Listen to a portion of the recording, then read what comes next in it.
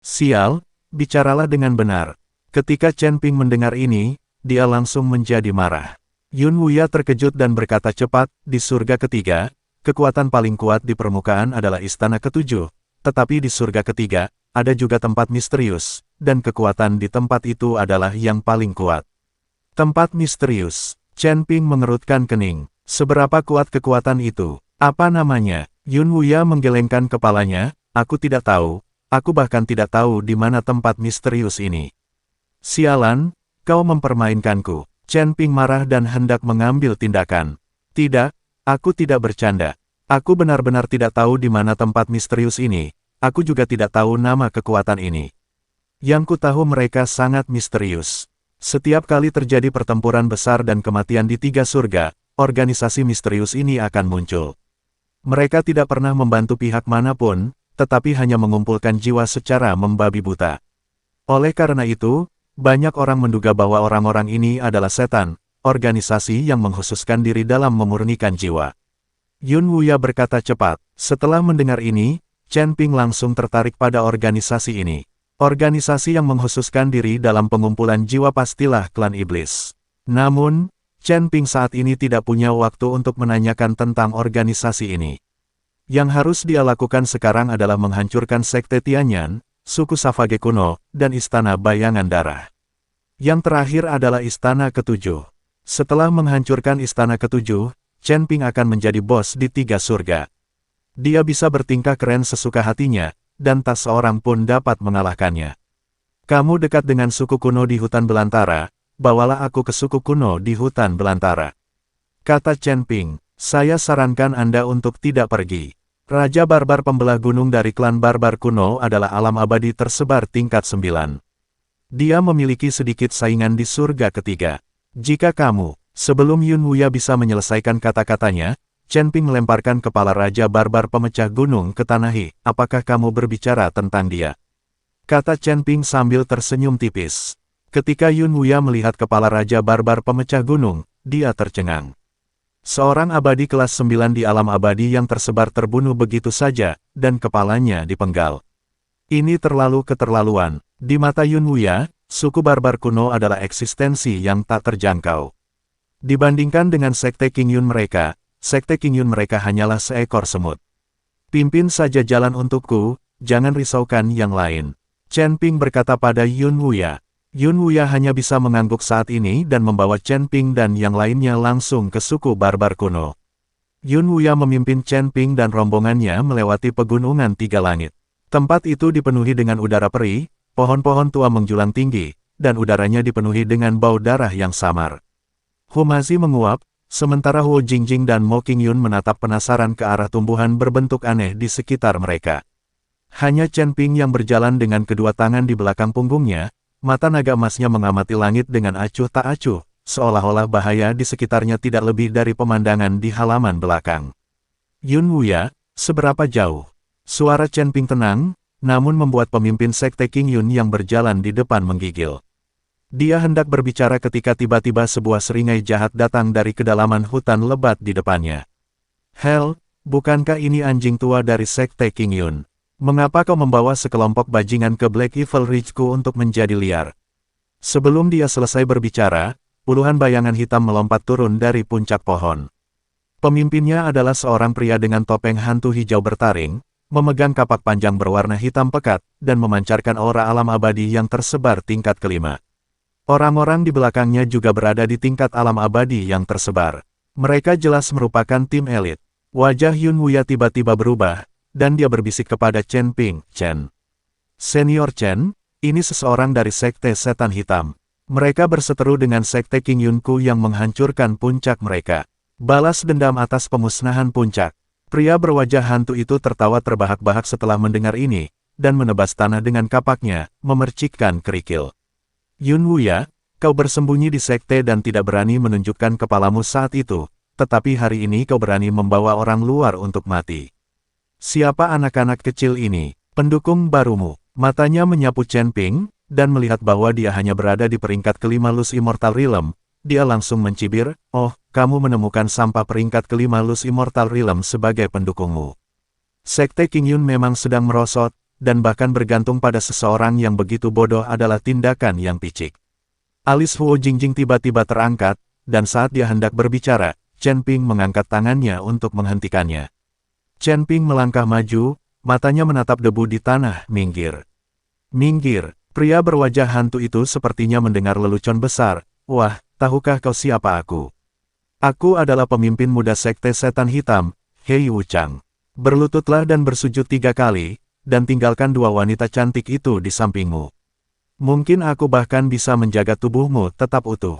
Para pengikut Sekte Jahat Hitam di sekitarnya tertawa terbahak-bahak, sambil menggunakan kata-kata cabul dalam ucapan mereka. Yun Wuya sangat ketakutan hingga wajahnya menjadi pucat.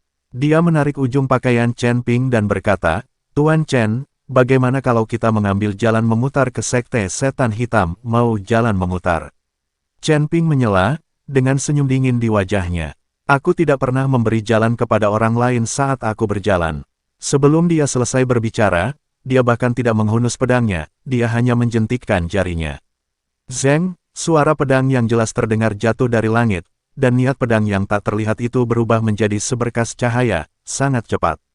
Sebelum senyum mengerikan di wajah Hel Wuchang memudar, dia merasakan hawa dingin di lehernya, dan kemudian seluruh dunia mulai berputar. Dia menunduk dan melihat bahwa tubuhnya masih dalam posisi tertawa, tetapi ada garis darah setipis rambut di lehernya.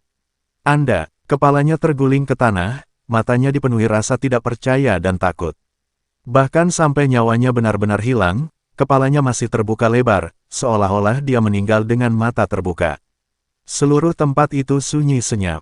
Para murid Sekte Jahat Hitam menyaksikan kepala dan tubuh pemimpin muda mereka terpisah dalam sekejap. Mereka bahkan tidak melihat bagaimana pihak lain melakukannya, dan hawa dingin menjalar dari telapak kaki hingga ke atas kepala mereka. Seorang ahli tingkat 7 dari alam Sanxian berubah menjadi abu dalam sekejap mata. Kekuatan mengerikan macam apa ini? Chen Ping bahkan tidak melihat mayat di tanah. Dia berkata kepada Yun Wuya dengan kedua tangan di belakang punggungnya, pimpin jalan. Yun Wuya gemetar seluruh tubuhnya dan hampir merangkak maju, takut jika dia selangkah lebih lambat dia akan mengikuti jejak Hei Wuchang. Humazi bersiul dan menyeringal pada murid-murid Sekte Jahat Hitam yang tersisa, semuanya, apakah kalian masih ingin menghalangi jalan? Bagaimana mungkin para murid itu berani tinggal? Mereka berteriak dan berhamburan seperti burung dan binatang, bahkan tidak peduli dengan tubuh tuan muda itu. Huo Jingjing dan Mo Qingyun menatap Chen Ping dengan kagum. Mereka merasa bahwa cara dia membunuh seseorang dengan menjentikkan jarinya tadi bahkan lebih keren dan mendominasi daripada para dewa dan Buddha di surga. Chen Ping, kemampuanmu berpura-pura semakin lama semakin baik. Humazi mengacungkan jempol. Chen Ping tersenyum tipis, masih ada sedikit kekurangan. Kelompok itu terus bergerak maju. Bau darah di udara tampak sedikit lebih pekat, tetapi tidak ada kekuatan buta yang berani melangkah maju untuk menghentikan mereka. 3 hari kemudian, semua orang tiba di wilayah suku barbar kuno. Tempat ini benar-benar berbeda dari dunia luar. Langitnya berwarna merah gelap yang aneh.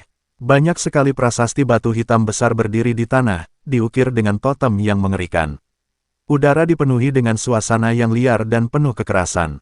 Dari kejauhan, tampaklah sebuah kota besar yang dibangun di dekat gunung. Tembok kota itu terbuat dari batu-batu hitam, penuh bekas cakar dan senjata tajam, memperlihatkan keganasan seperti binatang buas. Sebuah plakat tulang hewan besar digantung di atas gerbang kota, dengan 3 karakter kuno ditulis dengan darah di atasnya, Kota Barbar.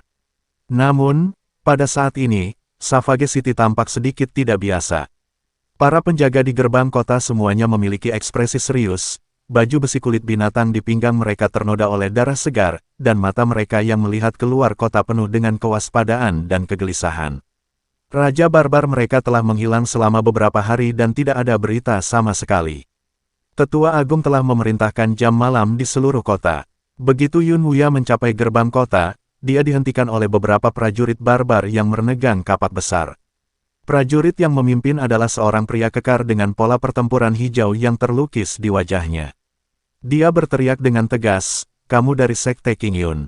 Apa yang kamu lakukan di sini, di klan barbar kunoku?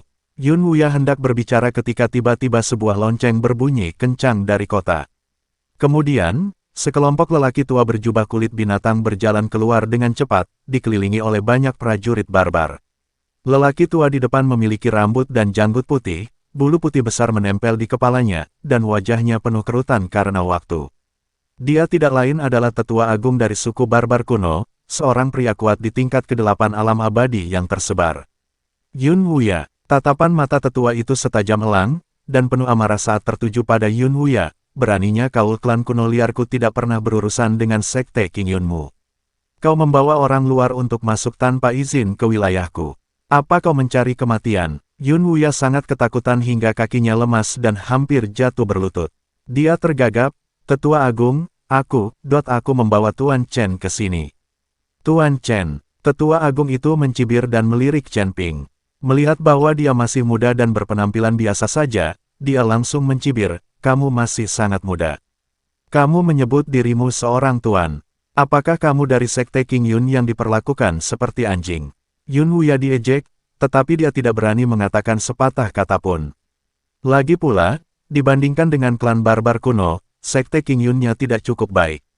Apakah Raja Barbarmu hilang? Chen Ping mengangkat alisnya, lengkungan jenaka muncul di sudut mulutnya. Sang tetua agung sedikit mengernyit ketika mendengar ini, bagaimana kau tahu?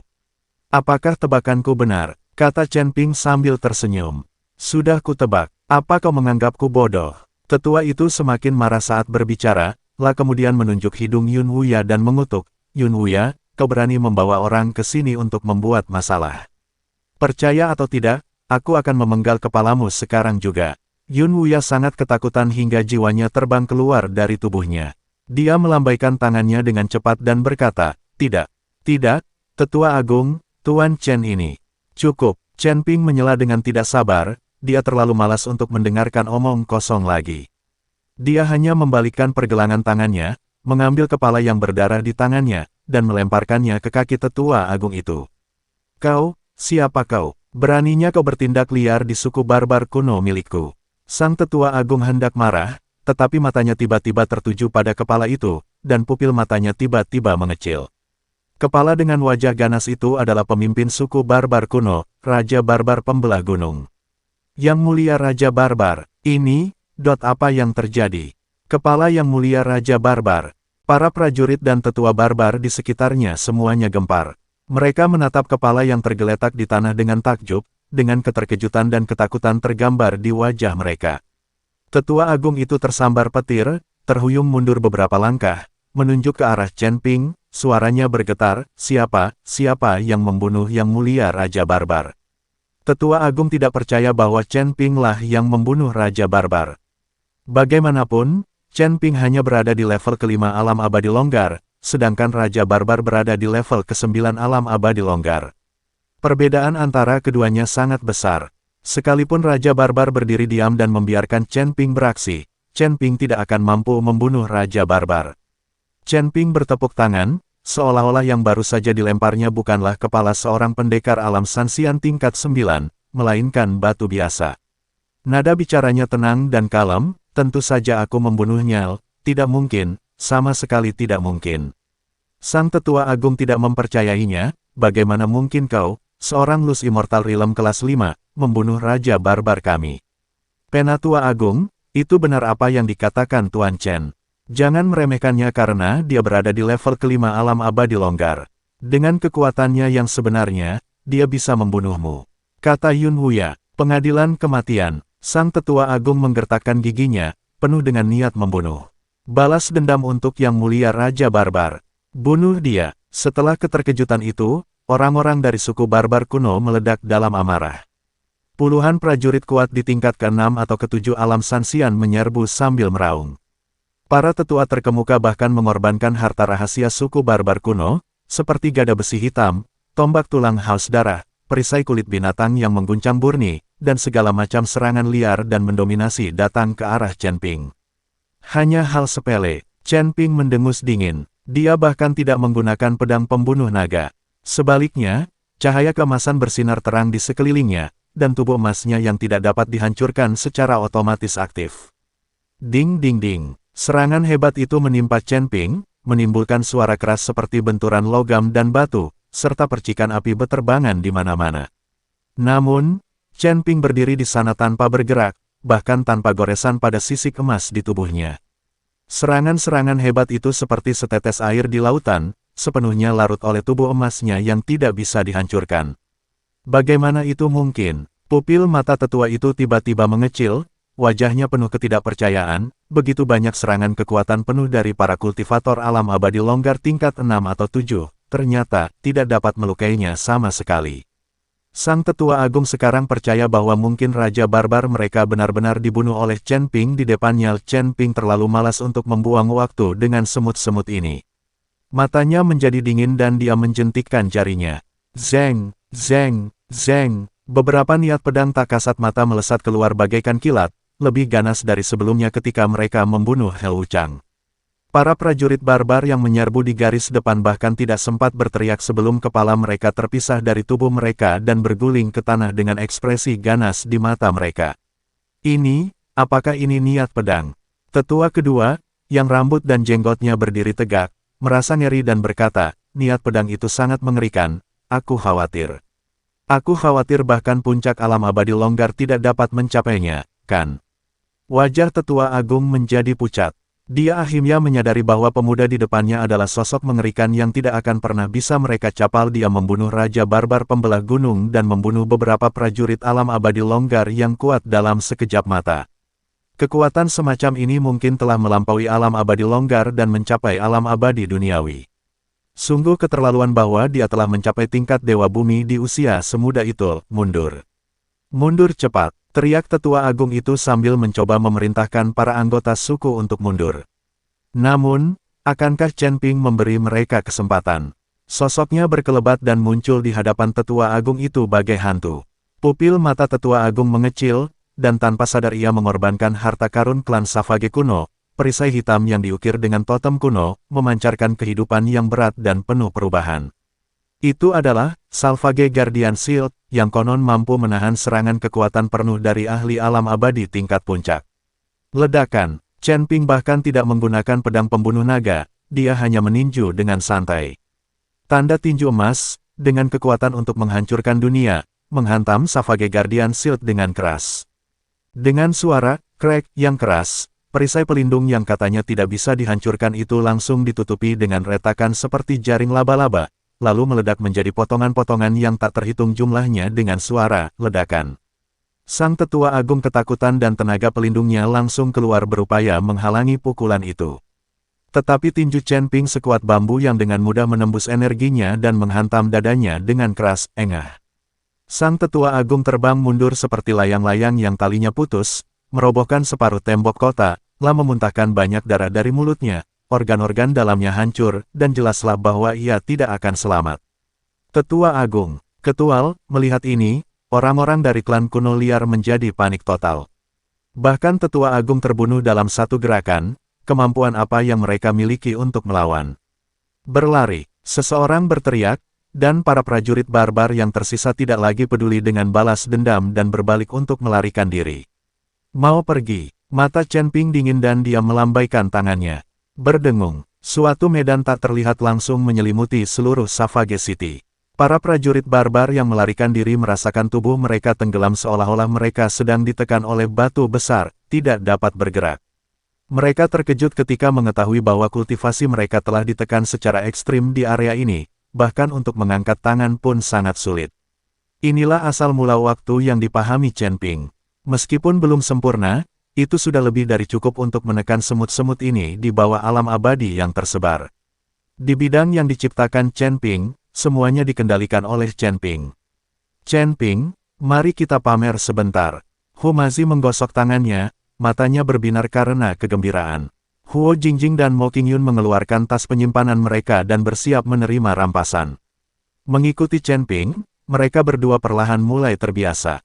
Dengan kecepatan dan metode ini, mereka tidak perlu khawatir kekurangan sumber daya. Tidak akan butuh waktu lama sebelum mereka dapat menguasai seluruh surga ketiga.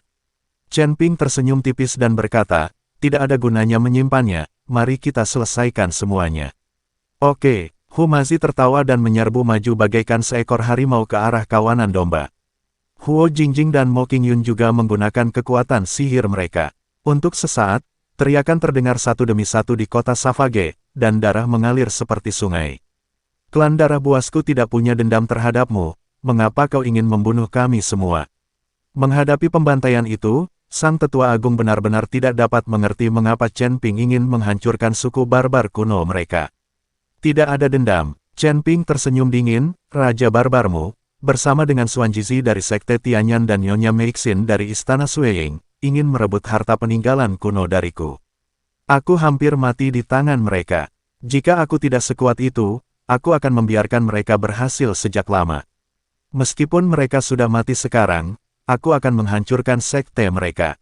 Perkataan Chen Ping membuat Tetua Agung tampak sepucat mayat. Sekte Tianyan, Istana Suiying, dan suku barbar kuno mereka, bersama-sama mereka tidak dapat mengalahkan Chen Ping, jadi orang dapat membayangkan betapa kuatnya Chen Ping.